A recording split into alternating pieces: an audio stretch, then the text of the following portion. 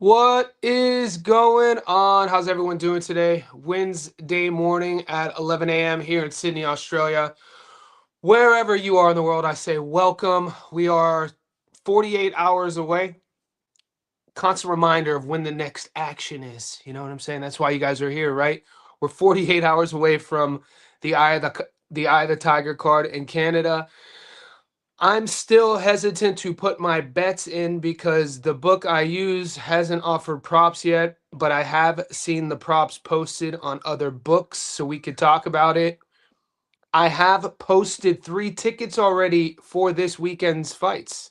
They're up in the Patreon and they're up on the YouTube members only section.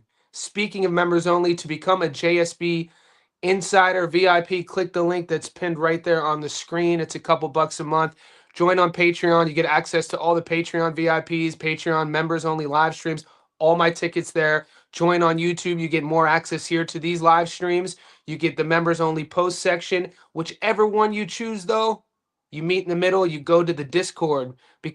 We're approaching 400 JSB Insiders. We're about 10 away, so I say thank you. We're 6 months in, so this journey with all of us has just begun, and we're only growing, we're only doing better, we're only getting stronger, and let's continue this awesome momentum that we started back in August. 2026 has been great for all of us. January, we're on fire. February, we're on fire. March is a new month. So the Eye of the Tiger card, if you're in the Discord, we were talking about some of the props that I like. We'll get into that today.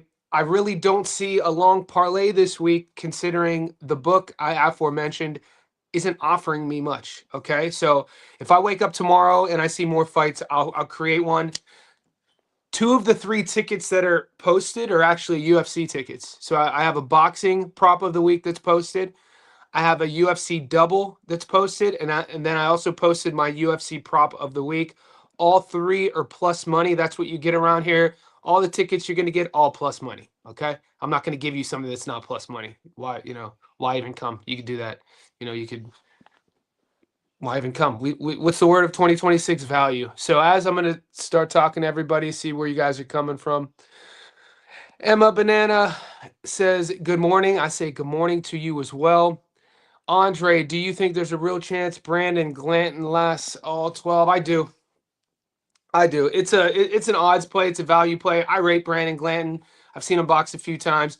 He's going to be bigger than people think, and Jai Opetaia is going to be more trim than people think. So I like Brandon Glanton's power. I like his durability. Never been stopped. He got stopped in the amateurs, but that doesn't count. I mean, nobody counts amateur fights, and I'm not 100% convinced that Jai Opetaia is the boogeyman that everybody says he is. He's great, high knockout to win ratio. I like Brandon Glanton's 3-inch reach. He has longer arms. I like Brandon Glanton's jab. I think the style. If Glanton could get through the first 5 rounds, we'll see. We've seen Jai hurt before. And Jai hurts people. We'll see if he could hurt Brandon. And at plus money, it's a risk I'm willing to take. I'm not going to take Jai Opetaia by knockout, getting 60% return. Not for half unit betting. Now, you might like that bet if you're betting 10,000 on it. That's on you. It's called betting for a reason. I see a path to the final bell for Glanton. He's not a pushover, man. Brand Glanton's tough. He's mean as well, too. So they call him bulletproof for a reason. The kid could take a shot. He got power. Hopefully he uses that jab, and at least I don't, like I said, I don't think Jai is the boogeyman like people think he is. I'm not saying he's not world class. He's the best in the world in his division. I want to see him tested, though. He fought David Nakia on, I think, 4 days' notice. No fault to Nakia. Nakia is a guy who came up a weight class, not a big dude. A Kiwi guy, trains with my boy Action Jackson John England. Shout out to Jackson England. He's ranked in the top 15 in the world at 130. Jackson England. And then Sashanki, and there's just not a lot on the resume, and it's no shade, no shade to Jai. Jai's gonna win the fight. It's called gambling for a reason. I'm taking plus money, baby. That's what we do. So there you go. He's not coming to get run over. A really tough 6'1" cruiserweight with a high knockout to win ratio from the South, from Atlanta, Georgia. And this dude ain't coming to get run over. And we're gonna see how mean Jai Opetaia really is. We'll see. It's a bet. Look, it's a half unit. It's a bet I'm willing to take. You guys know that. I'm not. We're not here to playing it safe on a half unit bet. I'd much rather lose a plus 170 prop. I'd much rather lose a plus 170 prop than play it safe and um, me take the knockout at 62% and then it goes the distance. You see what so that's where my reasoning is. It's like a knockout prop. Do I want to risk a 62% knock? Well, I should just parlay that. You could parlay it with something else. It's not the play. I'm already dug in. My heels are in.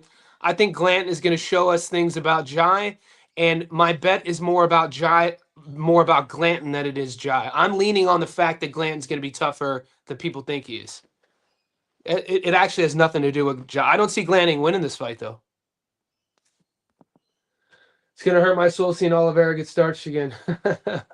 Not me, man. I don't get attached to fighters. I remember when I'm an old head. I've watched every single UFC fight since UFC one. I remember when I remember when watching the whole Oliveira arc though has been awesome. Seeing him go from a dude that the fans used to call a quitter, no skill, at 145. And dude, go back to watch the Max fight. See what the announcers were saying when Oliveira had that injury and it looked kind of awkward. They didn't find out until a little after that injury was an esophagus tear. So, but you could hear it in the announcers. They thought he quit. That was the mark on Oliveira when the going would get tough, he would quit. And then watching him overcome that false narrative, that rhetoric, move up to 155 and build an iconic career has been nothing short of exceptional. I just don't. Yeah, I don't think I think Max is gonna get him out of there. Jai has not shown an inside game. Glanton is a live dog. I think so, man. And this is I don't. I think he's a live dog to go the distance, and I think people. This is a perfect fight that people are really buying into the hype and forgetting about that there's two sides. On the channel, we've watched Brandon Glanton the last few years. I've covered him on the channel. I've featured him in Stats Don't Lie videos. I live in Sydney. I've watched Jai fight live over the last 5 years. I've been to his fights. There's a lot of things stylistically. Let's not talk about. They both have power, dude. They both could crack. You know what I'm saying? You remove the power element of the thing and you remove the shine, remove the A side and B side and just focus strictly on stylistically. What Brandon does really well, he wants to be in your wheelhouse. He wants to smother you. He uses his 3-inch reach advantage to throw his jab to get inside. He wants to be on the front foot and put you up against the ropes. We haven't seen Jai have his back up against the ropes too much. We haven't seen him box off the ropes too much. He's the bully. We're going to see if he can bully. I don't think he's going to bully Glanton.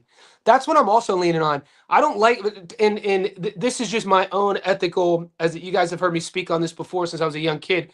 I don't like bullies.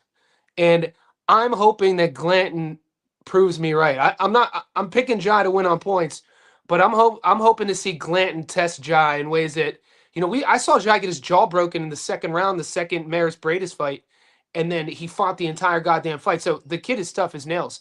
I mean, adrenaline going, it was broken in 2 places, but like I don't like all that this is just me. This is me being petty. I'd rather I don't like the mean mugging and it's like, dude, you're both pro athletes, you're both pro fighters, you guys are both savages.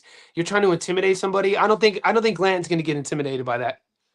It's a fun fight for some of the psychologically.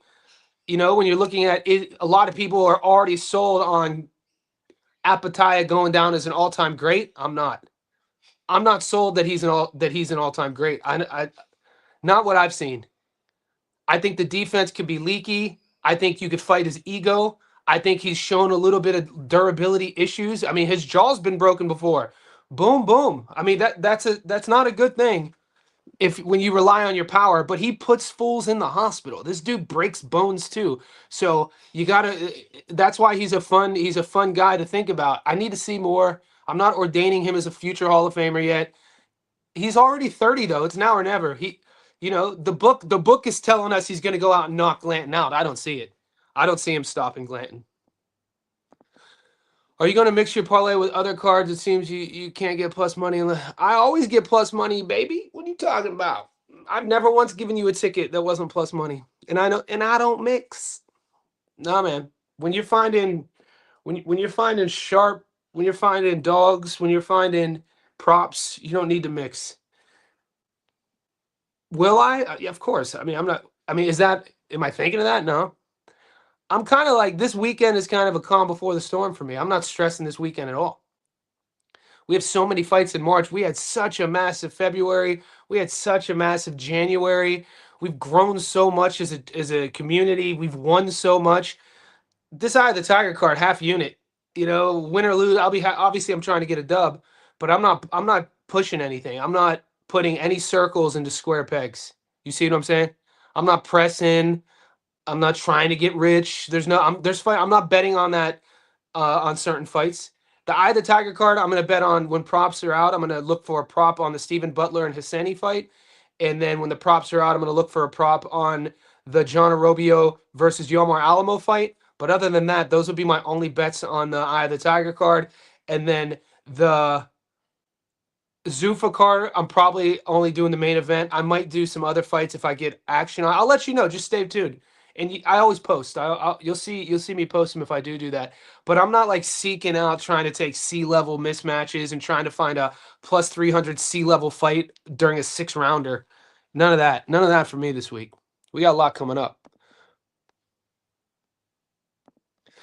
I think Moreno McCann is going to play a lot like Aguirre. Yeah, I'm not betting that fight. So that's a fight I was kind of I woke up this morning, guys, with 4 messages from 4 credible people who have my personal phone number who's in the game about this fight. And I just told them, I was like, look, for me, this is a half unit fight. I know Moreno is the A side. He's like $1.50. McCallman is the B side. He's like a plus 150. This is one of those fights, mate, because it's like C-level domestic. You put a lot of energy into this fight.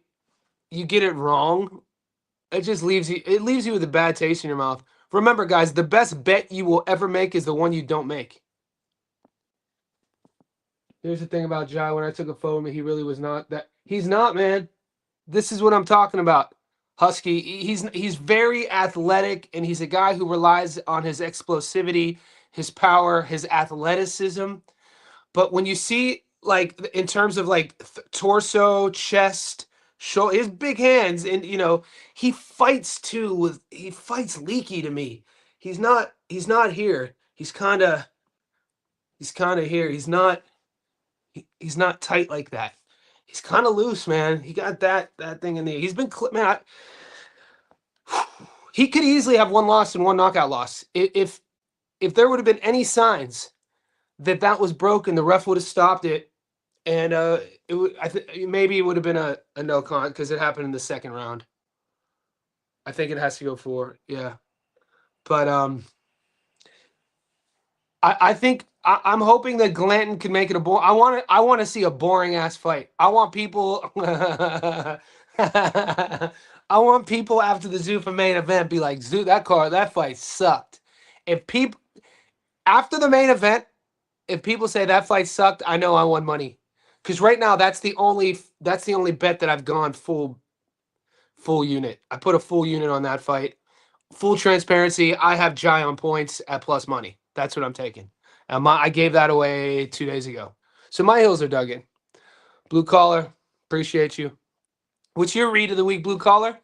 What's the read? What's the good word, boys? What's the good way? I am a simple goat. I live on the back of a pickup truck. The old man tied me here with a 3-foot rope. Am I happy? He don't give a fuck. Anybody know where that's from?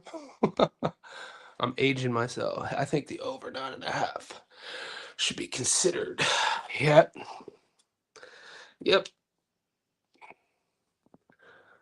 It's good for us. Glanton throws an extremely low volume of punch. That's great. That's what we want. I don't want Glanton punching with him. I want Glanton jabbing, putting his head on Josh's chest, throwing those overhand hooks, them clinching and wrapping up, forcing a ref breakup, reset and repeat. I want a boring, sad fight in which Jai wins like 8-4. Perfect. I could see Glenn being real tired. I could see Jai being real tired by round 9. His volume drops substantially the later the fight goes. Not to jump far ahead, but I'm surprised Frank Sanchez, Morel, and Dubois all open up as dogs on the money line. David Morel is a dog.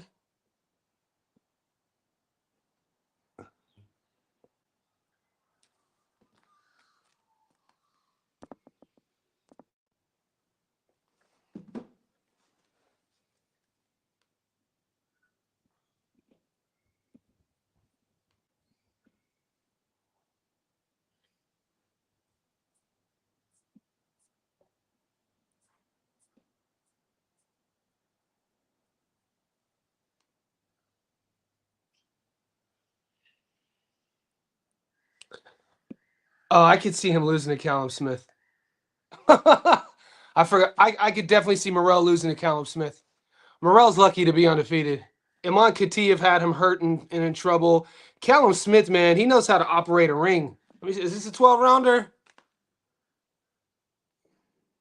I could definitely see Morel losing that fight.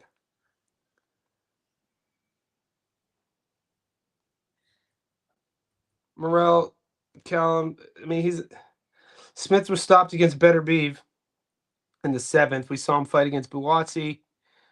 Oh yeah, Morel does have it. Morel lost to Benavidez. Morel should have 2 losses. I thought we were, and I won money on Morel versus Khatiev, but I thought we got a gift there. So Morel the reason Morel could easily have lost his last 2 fights. I mean, he's only fought 76 pro rounds. I love Callum Smith in this fight.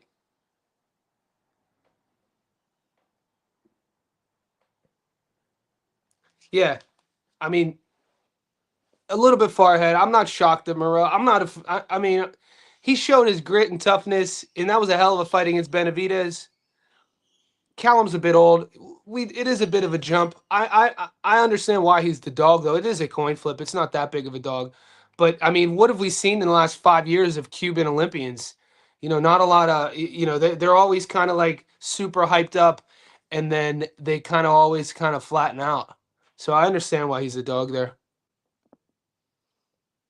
I wouldn't be throwing my house on David Morrell at all. I can't see Glant beating Jai. No, I could see him beating him. I could see Glanton beating Jai if he overcomes the power. He has to make Jai uncomfortable. He's in there for a reason, dude. Brandon Glanton's not a walkover. He's in there for a reason. You know, he's gonna have to hurt him. I don't see it happening. I think he's a 9-1 dog for a reason. I I'm leaning on his toughness. I don't. I think Jai Opetaia could be frustrated. And I question his fight IQ, believe it or not. I question the variance if he has to, the decision making sometimes in a fight with him. Even in fight where he hurts people, he's hurting a lot of guys we've never heard of. I don't see him losing this fight, but I could see Glanton giving him issues. I mean, who's Glanton? They got Andre Durrell. Glanton's been coached by Andre Durrell. There's a couple good guys in his corner. They should have a good game plan. Jai's game plan is very easy to see what he wants to do. So you just have to negate that power. You want to frustrate him. You want to bring him into the mid to late rounds. Glanton has a 3-inch reach advantage. I like Glanton's jab. And I think Glanton's gonna be the bigger guy on fight night. The style, I could see Glanton frustrating Jai for sure. I don't think it's a walkover at all. Yeah, dude, Nakia is a goddamn super middleweight. David Nakia is like a goddamn super middleweight, and he's like super green. That people should have gone to prison for the day for them even making that fight. Some Nakia should have been gone. Whoever hand I know it was late notice. Shout out to Nakia putting his hand up, but that fight shouldn't have been made. Shai's a small cruiser now that I think about it. Not a big dude. Thick, like athletic, lean. Glenn don't have the footwork to get away. I don't think Glenn's gonna have to get away. I don't think Glenn's gonna have to run from Jai Opetaia. That's the biggest issue I see. He's never fought someone with Jai's power. I see Jai possibly stomp Glenn at mid rounds. Probably. Bet on it. What are your odds? Get it. Get it. Get it. Get it. March 28th, the day of the dog. What card? What card is that? March 28th, the day of the dog. Is this card on the 28th? No, that's April 19th. March 28th, the day of the dog. What are we looking at here?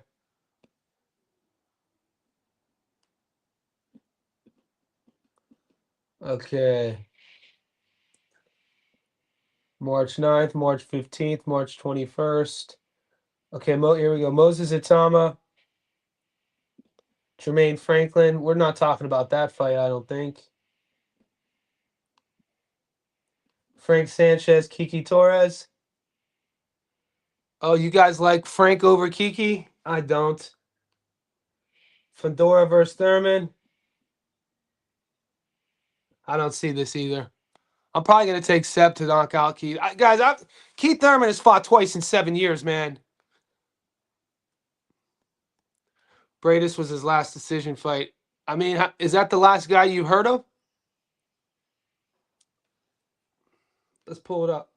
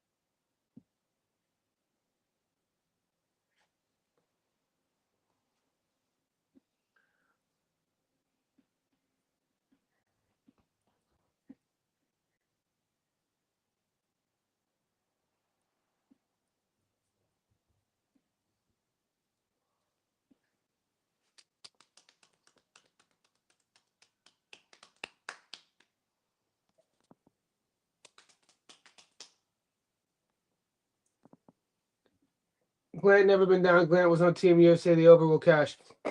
I think so too. I think people need to look a little deeper into this matchup.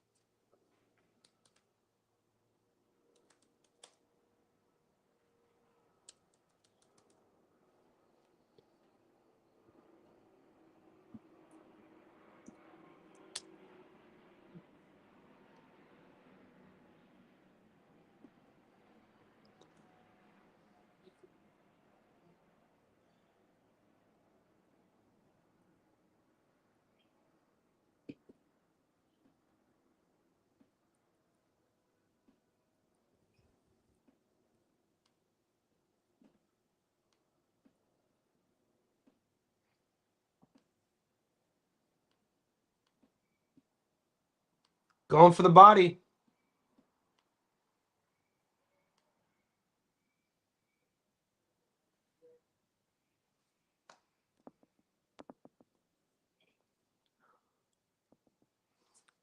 And just like putting maybe, bullshit fights together. So we're here for the real deal. Our world title's on the line, so I'm ready to do what I got to do to make sure it comes home with us. Brandon, you give John a lot of credit for fighting with a broken jaw for 12 rounds. You said it takes like a special kind of man to do that. How do you beat that kind of man? What will that take from you? Yeah, obviously, that's a different type of determination. That's somebody who will cut their own hand off. So obviously, I just gotta cut the other one off. I gotta do what I gotta do. It's not like it's no secrets here. You know what I mean? These interviews we go different TV shows and do this and that, but I know what it is. That man across from me knows what it is. This is a fight. Where do you think Brandon?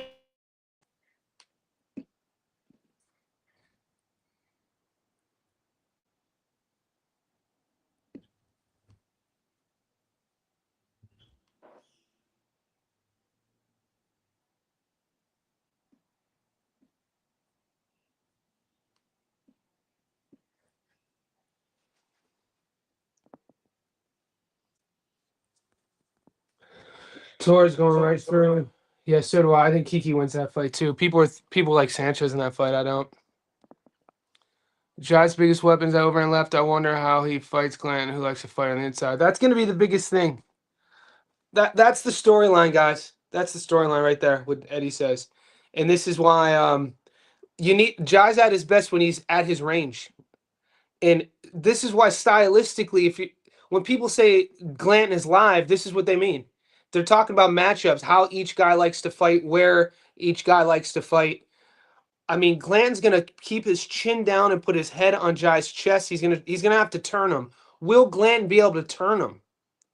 If Glanton could turn him and get him in a corner or get him on the ropes or stop the plan, he already just told us his plan. The plan's gonna be to slow his feet down with his body punching. Let's see. Let's pull up. Let's see what some Jai real quick.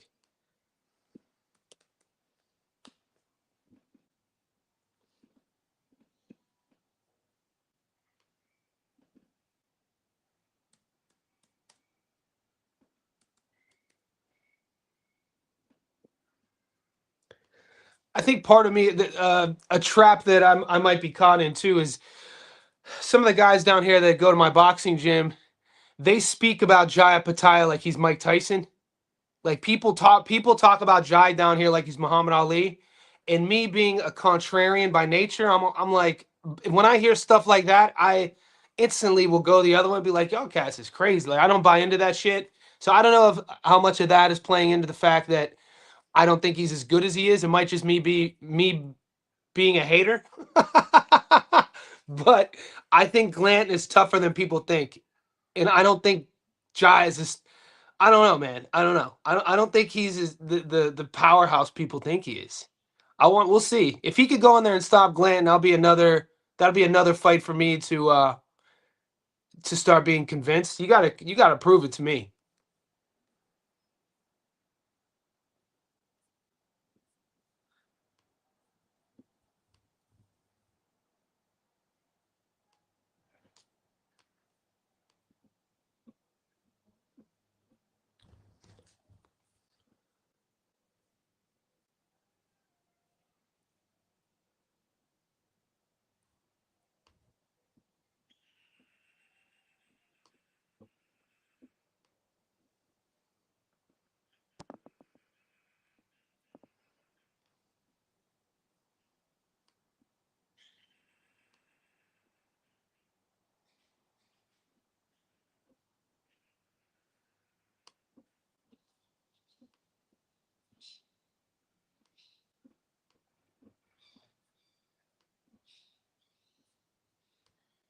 I don't know, man. I'm not convinced. I'm not.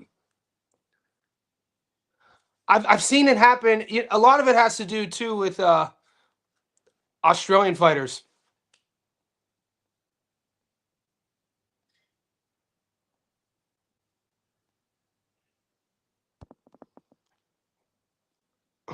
Definitely don't see Glanton getting stopped, but I can see him getting beat on points. Steve Claggett, opponents beat Faber. He was prospect 9-0. Do you think there's an upset? I like Claggett, man. I always win money on Claggett. So I think that Claggett, I'd have to. I don't see the odds yet. He's a big favorite. Claggett's a good boxer, man. That distance is a hit, though. What's up, Deshaun? Bankroll management, discipline, picking your spots, 100%. That's huge. I thought you was talking about the co-main Thursday. I came on late. Opetaia could easily get knocked out if he's not careful with them. He keeps the hands down, keeps his chin high, puts his chin right on a platter. There are the body's open. There's definitely his elbows are high. He's very athletic. A little bit of a little bit of kind of like a reflex style, a little bit. Not an efficient style, guys. Not really a style that goes deep into the late rounds. That's going to be super efficient. So you mix that with a big old Brandon Glanton leaning on you the entire time, using that long ass jab to get inside. Brandon, I mean, I I think the fight's going to be competitive. I don't think Jai washes him, man. I don't think he just goes out and smokes him. McCalman isn't eye catching to win fights on B side. Yeah, I'm not betting on that fight. I thought if the jaw was broken during the fight due to a punch, it could be. It could be, but they didn't. That's what I was. That's why I brought that up earlier. That's why I said he was lucky that nobody found out. It was nobody knew until after. I remember it made headlines in Australia the next morning, or maybe 2 days after. I remember I went up to the servo to grab like some ice cream or something. It was during the pandemic. I was on a big ice cream. I was such a thick bitch during the pandemic here. I'm probably gonna get demonetized for saying that word. Crazy. I was addicted to Ben and Jerry's pints, the ice cream like this. I ate one of those pints every day, I think, for 2 years. I was a thick ass bitch, boy. What you know about that oatmeal raisin cookie, boy? I like Sean. I'll get your money, Sean. Sean down. Be calling you Billy like Sean home. I swear she lying though. I swear she fine though. She got a light skinned friend, look like Michael Jackson. Got a dark skinned friend, look like my dog says you ain't a freak, so you about to prove my man wrong. I'm gonna play some Vandross. You gonna take your pants off. Opetaia could get knocked out if he's not careful. I've never seen someone wanting a boring. We want them wins. We're out here looking for victories, boy. Well, if I'm gonna pick an outcome, I've picked that outcome based on a proverbial vision of how I see the fight going. You see what I'm saying? So if I'm picking Jai on points, I hope it's not a firefight. If it's a firefight, somebody's probably gonna get stopped. If it's a boring fight, it goes a distance, and the A side will get it. David Morrell is a plus. Yeah, he is. He's a dog right now. I don't think he beats Callum though, man. Give me some time on that fight. Off jump, off of seeing his last 24 rounds, the Katia fight, the David Benavidez fight. Callum Smith is a smooth man. That dude could move around in a boxing ring, dude. Morrell, I still don't think is a finished product. He fights very low, kind of. I don't want to say low IQ, but he fights one way. Callum is about 58 now, though. We'll see. Look, we'll see, guys. All will be known in due time, boys. 32 minutes in, we were up at 58 people, and then it crashed to 0. Now it's back up to 38. Could you like this video if you do anything for me today? I do all this for you. Do something for me, boy.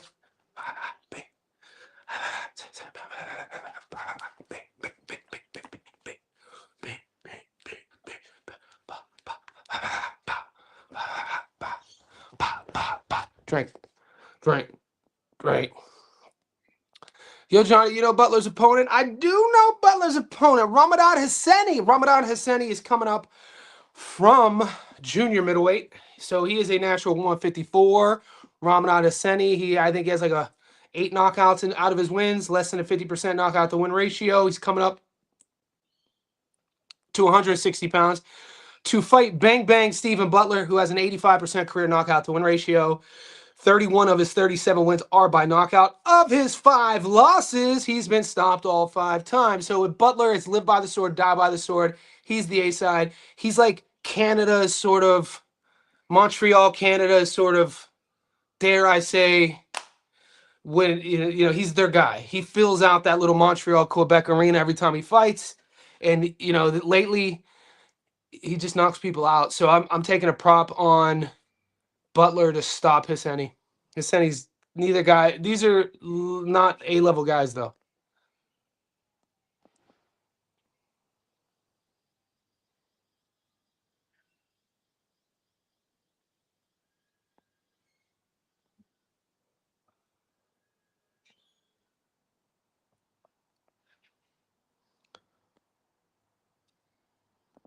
How much more do you rate Glanton over Jack Matt? Oh, way more. I put Glanton right at the cusp.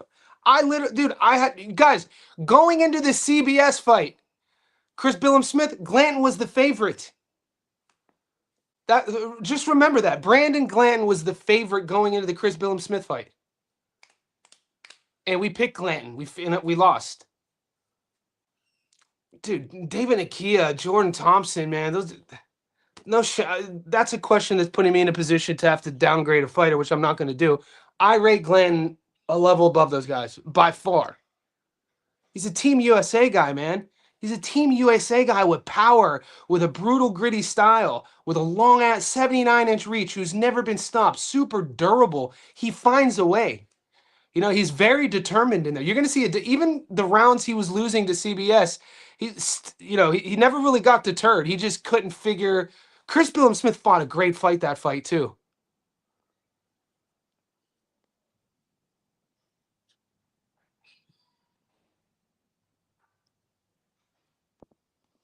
Jai got that kind of defense. There's something about Jai that I'm not sold on. Maybe it's that. I think that it's the beautiful part about our sport, PJ, is that everything is found out. You could be whoever you want to be outside of the ring, but the minute you step within those ropes, all truth will be unfolded. The longer you fight at the world level, flaws will be found out. Glanton's not going to step and reset either. When you watch him, he doesn't do a lot of resetting from the outside. He relies on his resets by the refs breaking him up. You know what I'm saying? So I guarantee you got a guy like Andre Durrell in your corner, guys who have fought at the world level before. You bring guys like that in for game planning, execution, fight IQ, situational boxing sort of stuff like that. So you got to think the game plan at Glanton is force the ref to break you guys up, fight inside, push Jai back. Don't let Jai fight you at range, and use your jab, your 3-inch reach advantage, to get inside, put both of your shoulders and your head on Jai's chest, and try to throw those hooks to the body and then come up over top. So it's going to be a battle of range. Will he be able to do that? Jai's super athletic, explosive, especially early on. I'd like to see Glanton, and he's aggressive. Glanton's aggressive. Glanton needs to figure out how not to get buzzed in the first 4 rounds, first 3 rounds. Don't get buzzed. Get hit. Taste the power. Lean in. Hold. Get separated. Reset on the inside. Let the ref break you. That'll be your reset bit. Don't reset on the outside and give Jai all that space to kind of operate. And then you each time, because the later the fight goes, each time that fight starts at space, at distance, that's another opportunity of Jai being able to catch you coming on in. So you want to limit those opportunities too. So a lot of it's going to come down to situational boxing. It's not just Jai's knockout to win ratio and Brandon Glanton, some guy most people have never heard of. We know who he is. He's a Team USA guy. He's a guy who has power. He's super durable. He's super determined, and he's never been stopped. So when I think about all that, and Jai's an Australian who cut his teeth in Australia, I question the resume. I always have questioned the resume. I question his defense. He's a big 8-1 favorite. Even though with his knockout to win ratio, I don't think he stops Glanton. That's all I'm saying, man. That's all motherfuckers saying. That's all motherfuckers saying out here. Y'all motherfuckers out here play too much. Y'all motherfuckers out here be playing way too much. I like Wardley. Dude, I wasn't going to say it, Rob, but me and you see eye to eye. Fabio Wardley, boy, he like Fabio Wardley is kind of like a version of almost like a young George. Not like almost, he kind of almost reminds me of like a young George. And I'm off Dubois. This is one of those fights where I'd rather lose my money betting on Fabio than betting on Dubois. I'm off Dubois. I don't do all them little psychological breaks. I don't do all them little lack of commitment, lack of discipline. I don't do all that. I like war. I'm going to take the locked in guy who's locked in, seems to me having fun out there, who's happy go let dude, who fights more freely than Wardley? Wardley out there fighting free. You know what I'm saying? Never gives up on himself. That dude is always in a fight. He was getting belt to ass for the entire fight against Justice Hooney, and he still thought he was going to win. I'm betting on that guy. Moving forward, I'm betting on Wardley. That goes a long way in the heavyweight division. Just the fact that you believe you're never out of it. I've seen Dubois question himself almost every fight. Almost every fight, dude. It's kind of like a narrative that the announcers have to talk about. So I love Fabio in that fight. Nakia is a super middle Olympic bronze medalist. A mistake was taken up at top 500. Okay, but you're saying, did you watch David in his last fight? I mean, an Olympic bronze medalist. Did you the tournament he came through to win? So you rate David Nakia? I don't. I mean, he looks good. I don't rate him all. Even in his last fight, he looks good against low level opponents.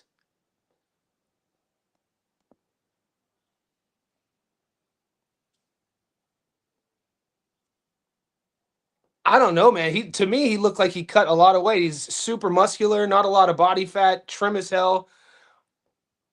Nakia to me looked like a dude that was out of his depth, man. He didn't look like he wanted to be in there. Every time he get touched, his legs would wobble. He looked like he was out of his depth to me. If Frank Sanchez is anything like he fought FA, he wins. My dad always used to say, Johnny, if my aunt had a dick, she'd be my uncle. Yeah, Kiki gonna cook him. He's my right now. He's my favorite. He's on my top 5 favorite American prospects / contenders. Richard Torres, man, that dude could box. Talk about another guy who is determined. Glenn fought in.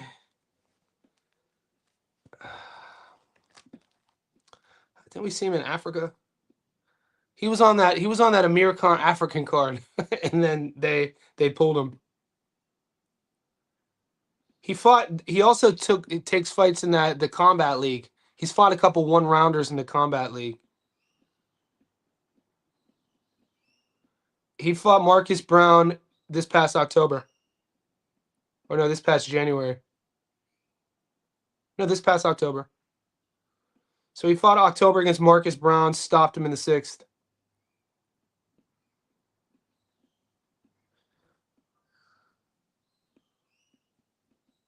Marcus Brown, same guy that beat Badu Jack. Beat Hot Rod. See, Marcus Brown has some good wins. Got stopped against Artur Beterbiev. Got stopped against Glanton. Got stopped against Jean Pascal. So yeah, October.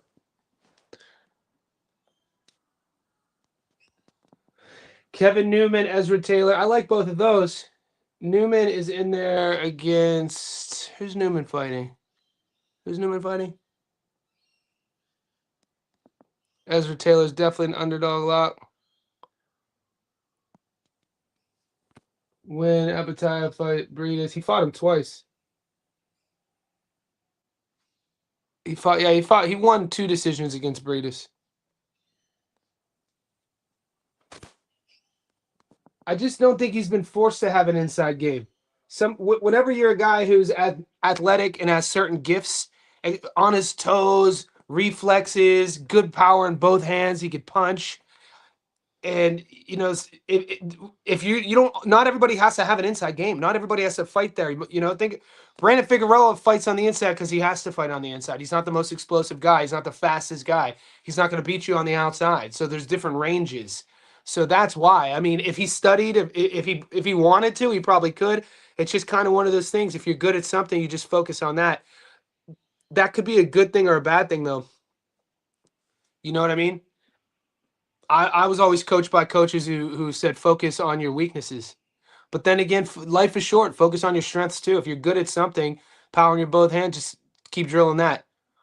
But I'm not saying he's incapable. We're gonna see. We're gonna see how comprehensible he is on the inside because that's where Glanton fights. Does Benavidez destroy Jai at cruiser? I don't see Jai beating David Benavidez at all, dude. I think David Benavidez is who Jai thinks he is. I'm sorry. I think right now, I don't see Jai beating Benavidez at all. I think Benavidez is that dude. Benavidez still gets better. I think Jai has looked the same for the last few years. Well, it's a good. Hopefully they fight. Shit, David started though at middle. I mean, he's come up from 68 to 74. He's probably going to end up. We'll probably see him at heavyweight before it's all said and done. So yeah. He usually just clinches when people collapse the pocket on him. He's just so gifted. John Opetaia is so gifted as an athlete and as a boxer, and he's well coached. That should be mentioned. He very well coached, and I don't see Glanton beating him, but I think that he'll struggle with him for a while. And we're a boxing betting show, so one of the things you come here for is to get different reads. I give you guys different reads week in and week out. You know what I mean? We should have a rewind the clock session and look at all the reads that I give you that in real time people don't agree with. And no one's 100% right. I mean, this is going all the way. I mean, there's a lot of them. It's every week we give you reads. So that's my job for you guys is to never serve you up with the whole consensus. The best compliment I could ever get is what I've been getting a lot is, damn, Johnny, you're the only guy on YouTube I heard taking him. Good hit. That's what I try to go about my approach a little bit differently. I don't listen to the whole choir on who they're all taking. I don't care who everyone else takes. I have no problem being wrong either. That's another thing. And a lot of times this is in anything in life. If you don't mind taking risks and not caring about what people think of you, whether you fail or you succeed, a lot of times that'll pay out. That'll, turn for your benefit. So especially with this sort of thing. Brandon Glanton's not a walkover. He's not a B-level fighter. He was the favorite against CBS. He's a Team USA guy. He's a durable guy. 79-inch reach, man. With that style, front foot, shoulders, he's aggressive. I would be more shocked. You guys are going to say, and I understand, and the odds makers will say they'll be more shocked if Jai doesn't finish him. I will be shocked if Jai finishes Glanton. I would be. That was the first prop I looked. I was like, what are the props on? I don't think Jai loses, but what are the props on knockout or decision? Oh, shit.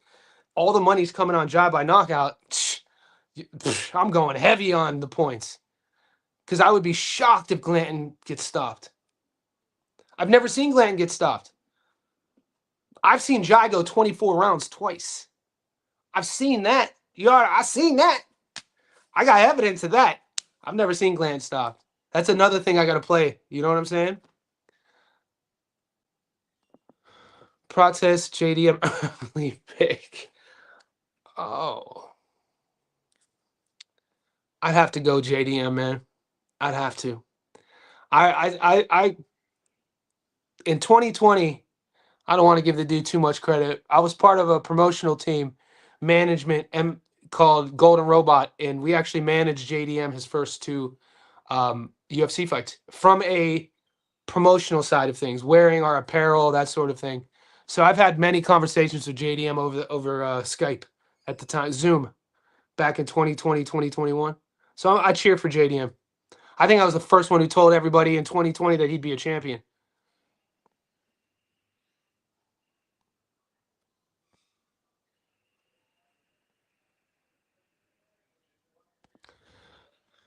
Hey, Johnny, just curious if you would bet. Man, if we had lines, bro, yeah. Look, I did a documentary on bare knuckle. The first documentary I did that was in the film festival. So I've done multiple documentaries over the last 6 years. 2 of them were in film festivals. One of them was on bare knuckle martial art called Lethwei. So I'm a bare knuckle fan. But Lethwei is, imagine Muay Thai with no gloves and the headbutt is legal. It's called Lethwei out of Burma, Myanmar. We just don't get odds to bet bare knuckle. Jai has been fighting Europe. Jai has been built from the Australian ethos to be brought and presented to the world as a knockout artist. Guys, to understand betting and to win consistently, you must understand the business of boxing. You must understand how fighters are moved. You must understand what promotions are. Jai has been built from the ethos of Australia as a knockout artist to be delivered to America as the boogeyman. I don't buy it. I ain't buying that shit, boy, because I'm American. I mean, he's good. I think he beats Glanton, but with his fight style, I don't think Jai retires undefeated. Timestamp this, bookmark this. I could see Jai get knocked out before it's all said and done.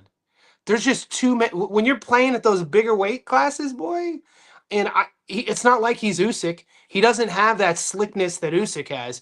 He doesn't have that sort of, being able to elude and evade, or even the timing.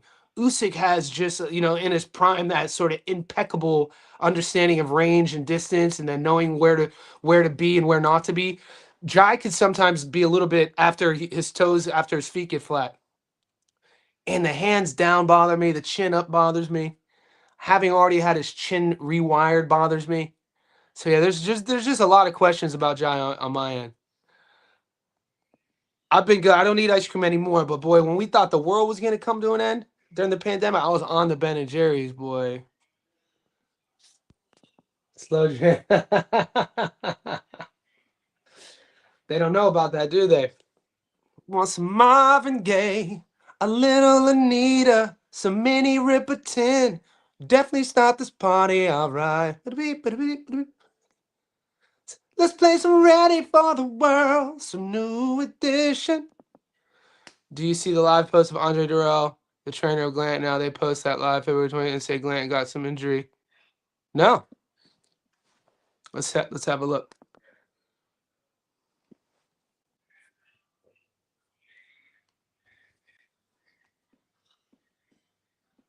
A little Anita.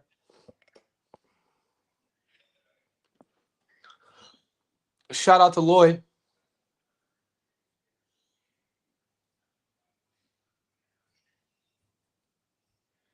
Which post?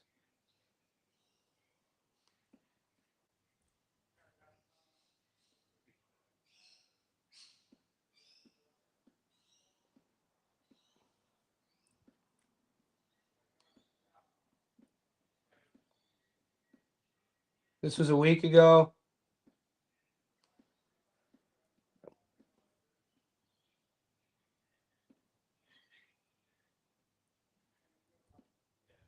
A week ago.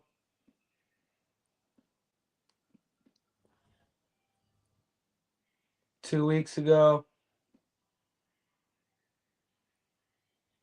3 weeks ago.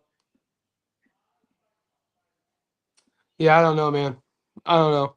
My heels are dug in, dude. My bet's already placed. Here's the time for hearsay's over. My heels are dug in.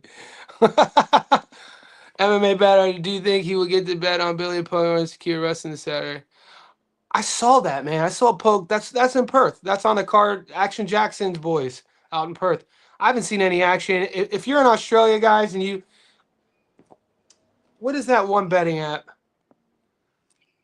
Let me check.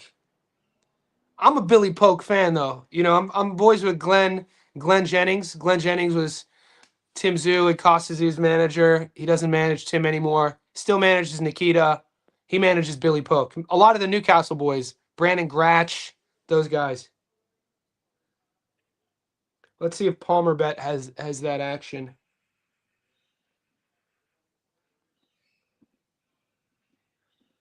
So many Riperton, loving you is easy cause it's beautiful. Dootin' dootin' doo doo. Oh. Steve Claggett. I'm not seeing it, brother. I don't know, man. If you have any sneaky Aussie apps that have those club level fights, let me know. Tim Zoo and Jai from Australia, they both. I mean, Tim Zoo's a former world champion. Jai's a world champion. Most fighters will never even make it to the pro level, let alone become a world champion. So you can say what you want about him, but the history books will always say world champion. Yeah, Wardley got me thinking he's gonna win. Yeah, I like Wardley's mindset, man. I don't mind. Look, I don't mind losing a bet when I'm betting on a guy's mind. Like this dude, unbreakable mindset. Somebody, I was helping one of my clients. So you know, I run a coaching business out of here, out of my facility here in Sydney, and I also have an online coaching business. And it's not just fitness; a lot of it is entrepreneur stuff, leadership, and personal development. And one of my clients was asking about like some of the strategies of his business. I was, helping, him create the framework. And the thing I told him was like, you have to create a framework that is undeniable. People, they could hate on you. People could second guess. Product is undeniable. Be fucking undeniable. And whatever you freaking do, be undeniable. Whether it in, Wardley has that sort of mindset. And whatever you're doing today, fucking be undeniable. There's going to be haters. There's going to be naysayers. There's going to be detractors. There's going to be people jealous. There's going to be people second guessing you. There's going to be people holding you back because they feel that they should be where you are. As long as you're undeniable, you'll still be good. Still good. Brandon, me and you both, man. Me and you both, man. I'm still so of the two. I mean, there's a few fights in 2025 for me that didn't go my way. The one that still bothers me is the Justice Hooney fight. We got him at plus. Dude, Justice was plus 270, and he was cruising. We were counting our tickets. That was one of the last times I live streamed. We were counting our money. It was the 11th round. Justice was up 9-1, 10-0. And then he wasn't. That one still sticks with me. That one still hurts. That one still hurts, boy. I know. This is why I have to be careful because I'm not hating on Jai. This is how I am with any boxer who is being ordained as the greatest. It's not just Jai. I'm just hesitant. I'm old, man. We can't have, not everyone is the greatest. He's dangerous and athletic and powerful and explosive and undefeated. He has power in both hands. He's a lot to deal with. But this is why we have the greatest sport in the world, because every fight we get to see with good matchmaking, is said fighter legit? Is he that dude? Will he and can he live up to the potential? Because it's a lot of pressure for a 30-year-old. Jai's only 30 years old, man. It's not old. He has his whole life ahead of him. He put himself in this position to be great. He has been great, nothing short of great. So if that's a knock, if that's me knocking on Jai saying that he's going to win on points, then so be it. Isn't that a crazy world we live in? I'm gonna get shit for taking Jai on points. I'm like, bro, I picked him to win. Yeah, but you said this. You didn't pick him to knock Brandon out. I mean, there's two sides. What, you want me to disrespect Brandon too? I'm leaning on the fact that Brandon Glenn is better than people think he is, and he's tougher than people think he is, and he might not be a household name, but I think he could go 12 rounds with Jai Opetaia. Dubois only quits if he can't get any work done and he gets frustrated. Just that first sentence, like it's a known thing, like it's in our zeitgeist, it's in our way of thinking. Well, Dubois only quits if he can't get any work off. Like we should never have to say the word fighter only quits if should never be part of any fighter's sort of narrative. Dubois only quits if he can't get any work off. He gets frustrated. Worley's gonna be there to get hit. This one's gonna be a war. Yeah. Of course. Of course. The difference between Zoo and Jai is Zoo had 23 amateur fights in Australia. Jai fought international level and is Olympian. I wouldn't compare the two. Can't compare the two. And also, Tim Zoo is the son of Costa Zoo. If Tim Zoo was Kenny Smith, and Kenny Smith was the same guy, Kenny Smith fought, didn't have a big, extensive amateur career in Australia. Kenny Smith's dad wasn't around. Kenny Smith's dad wasn't a Hall of Famer, wasn't a legend. It was just Kenny Smith from Lidcombe, Kenny Smith from Parramatta. We wouldn't be watching Kenny Smith on No Limit Promotions. So Jai didn't have that. Jai Opetaia, kind of had to build his. So yeah, you can't compare the two. I agree. I will come back here. Good. This is what I'm talking about. I will come back here when Jai knock out y'all, man. I'm picking Jai to win, bro. This is what I'm talking about. This is a gambling show, mate. Let me show you something real quick. Let's remind everybody why we're here, all right?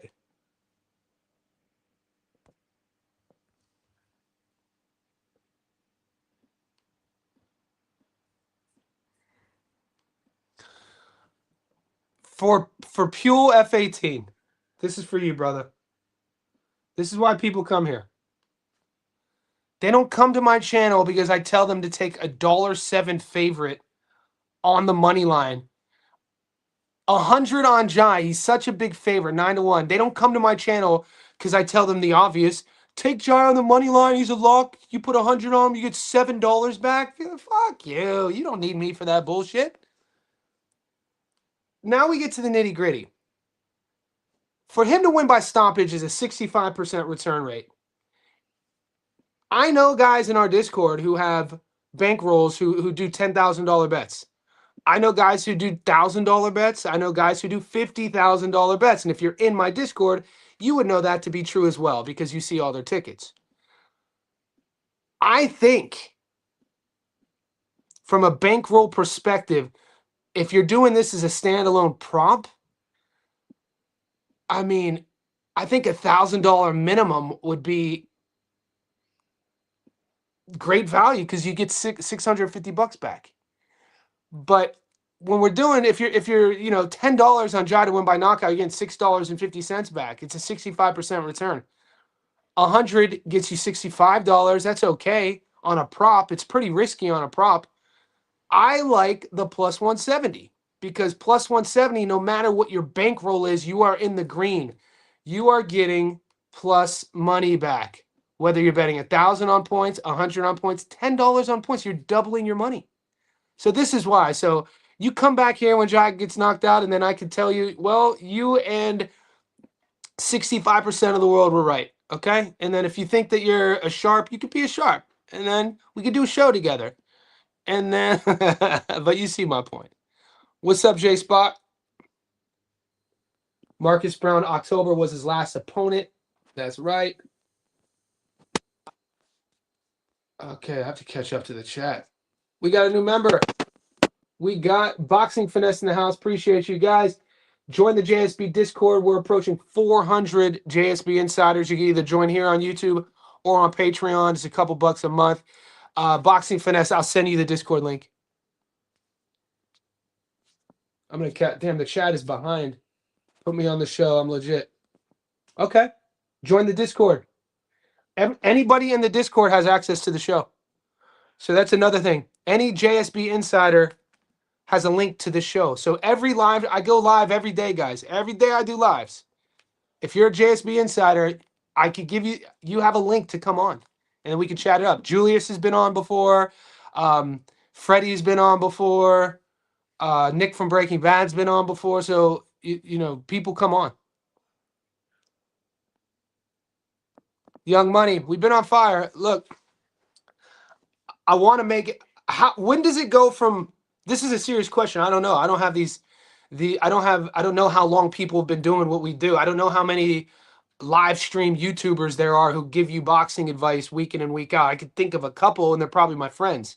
So how long do I have to be on fire for before it's just like that motherfucker go there?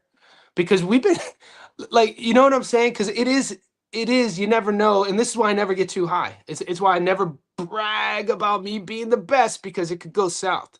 So I'm always, we've been on a roll since January, really, with like money lines, props, dogs. That we've been on a dog hot streak.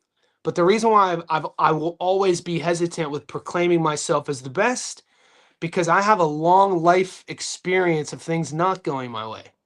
So you kind of like, I'm very hesitant with saying like we on fire more, because I could easily go 0-8 this weekend. Fingers crossed we don't. But yeah, I appreciate you. Any changes on Thurman, mate? I don't know, man. You like Thurman to beat Seb? Who likes Keith to beat Seb? Early stoppage for Vargas fight. Guys, I'll see ya. I gotta roll. We're an hour in, boys. You guys are the beasts.